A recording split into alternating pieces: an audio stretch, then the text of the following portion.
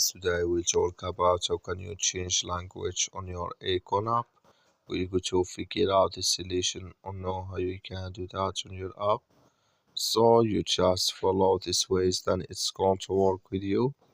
So all you have to do, so you just go down here, you click here on more down here, you just click here on more. So then it's going to take you to this list, it's going to show for you like this.